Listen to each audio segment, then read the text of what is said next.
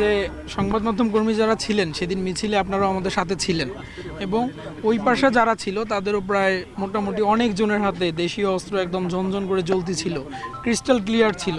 হ্যাঁ, এই মানুষগুলো কারা বা আমাদের মিছিলেও কোনো তৃতীয় ব্যক্তি ঢুকেছে কিনা, প্রথম থেকে আমাদের মিছিলে স্টুডেন্টরা কখনোই সহিংসতার পক্ষে না, এবং আমরা এতদিন থেকে রংপুরে থেকে এসেছি, রংপুর শান্তিপূর্ণ শহর, আমরা কখনোই এরকম কোনো কাজের সাথে সম্পৃক্ত না। তৃতীয় কারা ঢুকেছে, কিভাবে ঢুকেছে এটাও আমাদের অজানা, কিন্তু আমরা বলতে চাচ্ছি যে আমাদের উপর যারা প্রথম হামলা করলো, যাদের হাতে অস্ত্র ছিল, এই মানুষগুলোকেও শনাক্ত করা হোক। আমরা যদি এই পক্ষের কাউকে চিনে থাকি আমরা অবশ্যই তাদের সাথে কোঅপারেট করবো। আপনাকে ভিডিও দেখানো হয়েছে, এখন পর্যন্ত কাউকে শনাক্ত করতে পেরেছেন? আর ভিডিও যাদের দেখানো হয়েছে তারা সবাই মোটামুটি আমাদের লোকজন ছিল এবং তাদের হাতে তেমন কোনো দেখা যায় না। আমরা যাদেরকে চিনতে পেরেছি আমরা দেখাই দিয়েছি যে আমাদের কমিটির আমাদের এই ছোট ভাই, এই স্টুডেন্ট, কিন্তু তাদের হাতে কোনো রকম অস্ত্র বা লাঠি ছোটা ছিল না। বলেন রনি ভাই। ওখানে আগুন জ্বালিয়েছে, তাদের বিষয়ে জিজ্ঞাসা করেছে।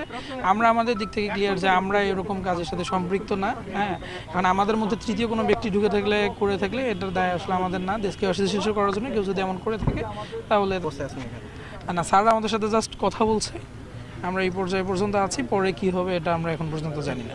ঠিক আছে, আমি প্রথম প্রসঙ্গ কোনটা হবে